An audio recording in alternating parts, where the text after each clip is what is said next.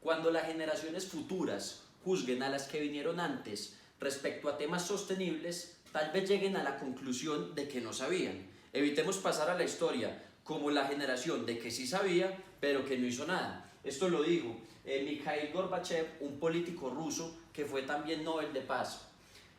¿Cuántos aquí aspiran a tener hijos? La verdad eso es un tema muy complejo, porque el mundo no va a ser para nada fácil. Les estamos preguntando esto porque es posible de que cuando ellos tengan la edad de nosotros, sea muy diferente la vida, la que tenemos hoy nosotros, a la que ellos van a tener. Por ejemplo, los recursos naturales, ¿qué va a pasar con ellos? El agua, ¿qué va a pasar con el agua? Por ejemplo, miren la contaminación, los mares, ¿qué va a pasar con nuestra comida, con los animales que estamos teniendo en este momento? ¿Qué va a pasar con los polos? Se están descongelando. Esto va a ser temas muy complejos que debemos pensar en este momento y ver qué es lo que va a pasar con las generaciones futuras a lo largo del tiempo. Según Inquister, basado en un informe filtrado por Wikileaks, antes del año 2050 el ser humano podría haber agotado todos sus recursos de agua potable del planeta. En resumidas cuentas, es que para dentro de 6 años, un tercio de la población empezaría a tener escasez de agua. Y más adelante, esta situación se trastornaría mucho peor. Cada vez va a haber menos agua. Entonces, en el año 2050, que por cierto ha sido tomado como año base para muchos análisis y predicciones, siempre se ha visto como un futuro lejano. Pero entonces, ¿ustedes se acuerdan de este mundial? Eso fue en 1994. Eso es muy poco y yo creo que la mayoría de ustedes se acuerda de esto. Sin embargo, son 30 años decisivos que determinarán la realidad de todos nosotros y por ende el cambio depende de todos nosotros y tenemos que empezarlo ya. Este cambio puede darse de muchas formas. Jeremy Kohler, el fundador de Fire Initiatives, es un convencido de que todas las empresas deben empezar a realizar el cambio ahora y que todas deben poner algún granito de arena para empezar a mejorar este mundo. Yo soy estudiante del CESA, Colegio de Estudios Superiores en Administración, y como estudiante de Administración de Empresas estoy comprometido con realizar un cambio que incluya y que genere un valor agregado para toda la sociedad, teniendo prácticas empresariales sostenibles, ayudando al medio ambiente, cuidando nuestros recursos, que es lo más valioso que tenemos como empresas y como seres humanos. Es por esto que a lo largo de esta charla les mostraremos a través de ejemplos concretos cómo las empresas nacionales generan un valor y hacen el cambio. Antes de esto, debemos conocer un poco de la historia del mundo y del mundo empresarial. Por ejemplo, Henry Ford, una persona que marcó la historia de las empresas. ¿Por qué? Él le dijo adiós a todo el trabajo artesanal y trajo consigo la producción en masa. Esto decía, le dijo adiós a todos estos trabajos artesanales que eran manuales y comenzó a hacer la producción en masa, a vender más autos. Esto hizo que todas las industrias se convencieran de producir en masa, ya que tenía unos menores costos, hacía mucho más eficientes las empresas y por tal motivo este hombre marcó la historia empresarial del mundo. Devolviéndonos entonces un poco hacia la realidad de hoy, tenemos que ver que las empresas, muchas se están inclinando por ser eco-friendly, pero muchas veces eso no genera un valor y un impacto tan grande en la sociedad. ¿Qué es lo que pasa? Tenemos que tener un proceso sostenible a lo largo del tiempo. Tenemos que tener prácticas que sean en pro de nuestros recursos y de cuidar el medio ambiente. Esto no solo no solo va a generar un mejor mundo para nosotros, sino que esto genera valor. Generar valor es algo muy importante para las empresas, ya que no solo están promoviendo campañas y cosas que están en el aire. Tenemos que promover actos que se estén haciendo en el momento y que podamos ver y que sean tangibles. Creo que aquí todos los que estamos presentes somos conscientes de los problemas que enfrentamos hoy en día. El cambio climático, la deforestación, la escasez de agua, la contaminación. Todos estos son problemas que están afectando el día a día de todas las personas. ¿Qué es lo que pasa? Hace 30 años no se tenía la conciencia que tenemos hoy en día. Hoy la información abunda en todas partes. Entonces, si ya somos conscientes de todos estos problemas, ¿por qué seguimos teniéndolos? ¿Qué nos falta hacer?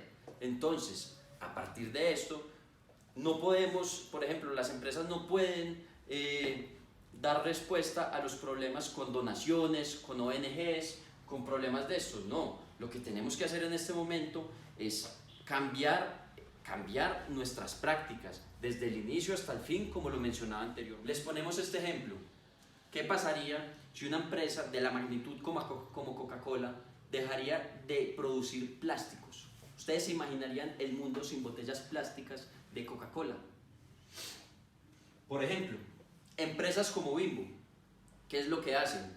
Comienzan desde el inicio de sus operaciones, en su práctica, en su fábrica, comienzan a reducir y a economizar gastos. Para ellos es muy importante economizar gastos, pero a la vez esto va de la mano del medio ambiente. ¿Por qué? Porque ahorran energía.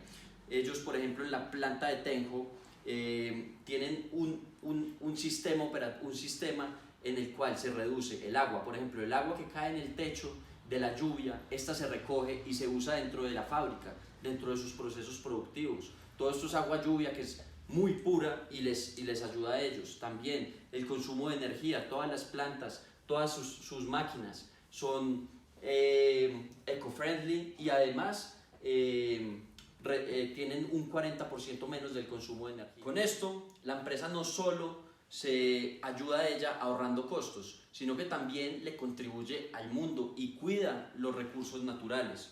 Por lo anterior es que hacemos un énfasis en el valor compartido, en donde se puede aumentar la rentabilidad, pero que vaya de la mano con los recursos y con las ayudas que se le genera al medio ambiente.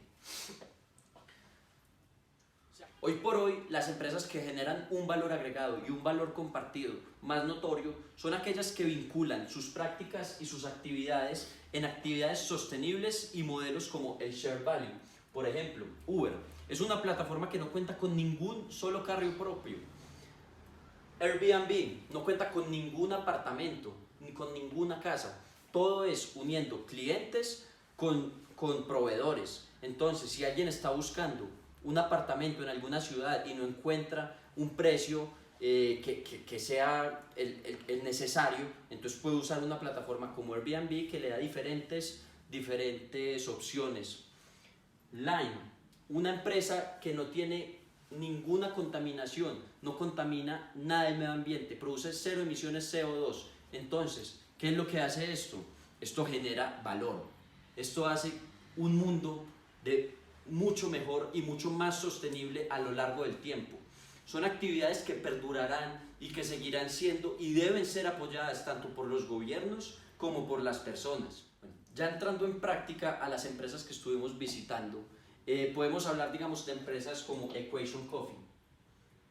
Es una empresa dedicada a los cafés especiales en Colombia. ¿Qué hacen ellos? Ellos le compran, no tienen ninguna finca propia y le compran a pequeños campesinos el café, pero antes de eso ellos les enseñan cómo sembrar y cómo tener un café de la mejor calidad. Ellos les enseñan todas estas prácticas para que ellos puedan usarlas en sus cultivos y así ellos puedan tener el mejor café.